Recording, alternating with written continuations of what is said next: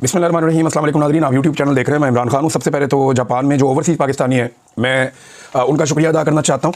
हमने कल एक प्रोग्राम किया, एक प्रोग्राम हम आज भी करने जा रहे हैं जापान में, और ओवरसीज़ पाकिस्तानियों ने बड़ी तादाद में शिरकत की। ये इंसानी हकूक़ के हवाले से प्रोग्राम है, और इसमें जो सहाफ़ियों के साथ किया जा रहा है पाकिस्तान में, जो ख़वातीन के साथ जुल्म किया जा रहा है, ख़ास तौर पे एक साबिक़ वज़ीर आज़म है जो उसके साथ और एक पॉलिटिकल पार्टी के साथ किया गया, जैसे इंसानी हकूक़ की पामालियाँ हैं, आवाज़ों को दबाया जा रहा है, मीडिया की आवाज़ों को दबाया जा रहा है, और पूरे मुल्क को एक कंट्रोल जैसी सूरत-ए-हाल में रखा हुआ है। और पाकिस्तान की मिलिट्री एस्टेब्लिशमेंट ने जिस अंदाज़ में पाकिस्तान के पूरे निज़ाम को जकड़ लिया है, इसके खिलाफ हम यहाँ पे आवाज़ उठा रहे हैं। बाकी दुनिया में भी जाएंगे, और ओवरसीज़ पाकिस्तानी जो हैं वो बड़े दाद के मुस्तहिक हैं। वो हर जगह पे भरपूर अंदाज में अपनी आवाज़ उठाते हैं, लेकिन इस आवाज़ को मज़ीद मजबूत बनाना पड़ेगा। तो एक तो जापान के लोगों का बहुत शुक्रिया जो यहाँ पे ओवरसीज़ पाकिस्तानी है, मैं उनसे मिल रहा हूँ, और उनके जज्बात भी मुख्तलिफ नहीं है। जैसे यूरोप में लोगों के जज्बात थे, जैसे बरतानिया में लोगों के जज्बात हैं, जैसे गल्फ़ कंट्रीज़ में लोगों के जज्बात हैं, तो ओवरसीज़ पाकिस्तानी तो नहीं मानते। ये जो एस्टेब्लिशमेंट ने पाकिस्तान के साथ किया, वो इसको एक संगीन जुर्म समझते हैं, और वो इसके खिलाफ डटकर खड़े भी हुए हैं। अब नाज़रीन आ जाएं रूटीन की खबरों की तरफ। ताहिर अशरफी साहब का शुक्रिया मैं अदा करता हूँ, उन्होंने जवाब दिया। वो हम लोगों को भगोड़ा बोलते हैं, वो ये कहते हैं तो जनाब के आप लोग पाकिस्तान से भगोड़े भागे हुए हैं, कोई डॉलर वालर आप लेते हैं। ताहिर अशरफी साहब, इतने पैसे हम पाकिस्तान में कमा रहे थे, तो हमें क्या ज़रूरत थी पाकिस्तान से बाहर आने की? नौकरियाँ चली गई, कारोबार चले गए, सारे के सारे ख़ानदान उजड़ गए, घर वीरान हो गए। तो ये सारा कुछ करने के बाद कोई आदमी को थोड़े से पैसे कमाएगा, आपको लगता है? कोई दिमाग आपका काम करता है? कोई अकल में बात आपके घुसती है? तो ताहिर अशरफी साहब के खिलाफ जो हम लोगों ने, और इनके खिलाफ नहीं, जो दरबारी मुल्ला हैं उनके खिलाफ हमने आवाज़ उठाई थी। मैंने उसके बारे में जो खासतौर में अपनी बात करूँगा, बाकी भी नहीं करता मैंने खासतौर पे 3-4 चीज़ें उठाई थी, तो इस पर ताहिर अशरफी साहब ने जवाब दिया।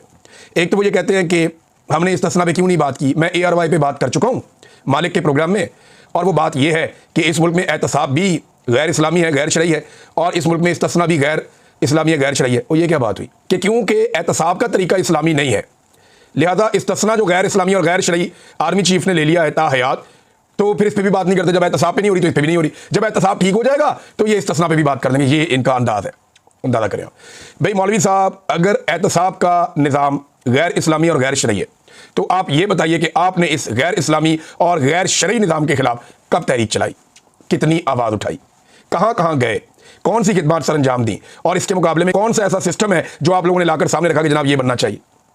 लोगों को बेवकूफ़ ना बनाए। और एक चीज़ अगर गैर शरई है, तो क्या उसकी वजह से दूसरी गैर शरई चीज़ जो है वो जस्टिफाई हो जाती है? यानी इस्तिस्ना को जस्टिफाई करने का तरीकाकार उन्होंने ये बताया कि एहतसाब का निज़ाम जो है ना वो शरई नहीं है, लिहाजा इस्तिस्ना। भाई सज़ा और जज़ा का निज़ाम शरई है या नहीं है?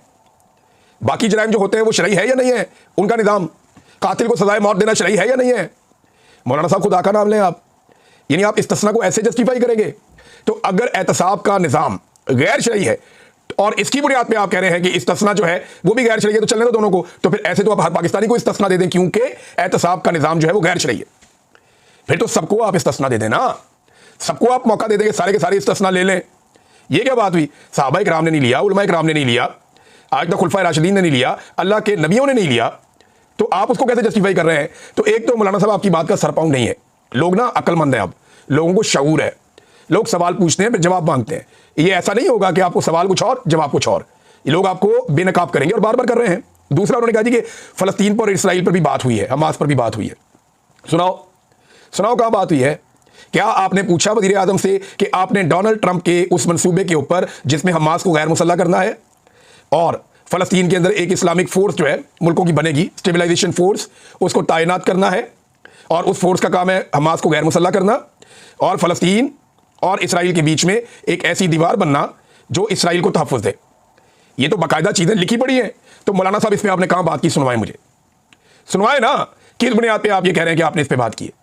दे कोई गारंटी, लाएं, कोई चीज़ सामने रखें। मोहम्मद बिन सलमान ने जब से डोनाल्ड ट्रंप के सामने उन्होंने बैठ के, और जब वो अमेरिका गए और जब से वहाँ से मामला बदला है, तब से इनका पैंतरा बदला है। ये तो पूरी तरह तैयार थे सारा कुछ करने के लिए, ये तो हर चीज़ करने के लिए तैयार थे। तो मोहम्मद बिन सलमान ने वहाँ जाकर कह दिया कि जनाब फ़लस्तीन के बारे में सोचें, पहले उसकी रियासत बनेगी, तो ये क्रेडिट गोज़ टू मोहम्मद बिन सलमान।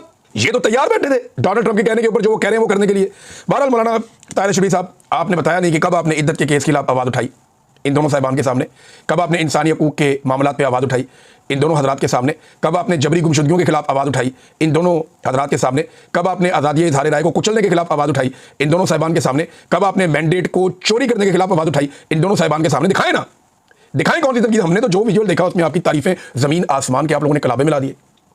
आप लोग तो वहाँ पर तारीफ़ें कर रहे थे, और अब आवाम आपको कर रही है नंगा, आवाम कर रही है आपके ऊपर तनकीद, और आवाम बता रही है कि जनाब आप लोगों की औकात क्या है। तो जब आवाम आपको बता रही है तो आपको तकलीफ हो रही है ना मौलवी साहब, ये होगी आपको तकलीफ, क्योंकि पाकिस्तानी आगे निकल गए, आप लोग बहुत पीछे रह गए।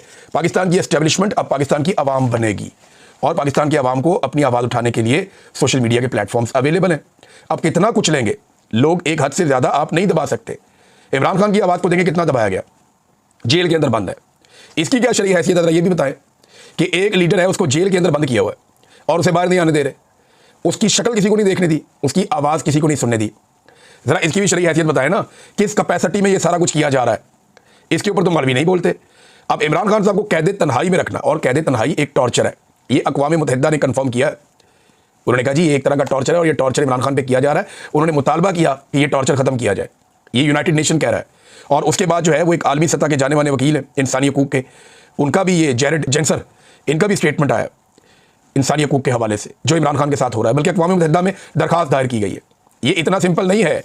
इमरान खान के साथ जो ये निज़ाम कर रहा है इससे पहले किसी वज़ीर आज़म के साथ नहीं किया गया, किसी हुक्मरान के साथ नहीं किया गया। और अगर ये सिलसिला ना रुका गया तो पाकिस्तान की बदनामी बढ़ती जाएगी और पाकिस्तान में इस्तेकाम नहीं आना। इस तरीके से जैसे आपने लोगों को दबाया हुआ है, इस तरीके से जैसे आपने डंडा चलाया हुआ है, इस तरीके से कभी भी किसी मुल्क में सियासी इस्तेकाम नहीं आ सकता।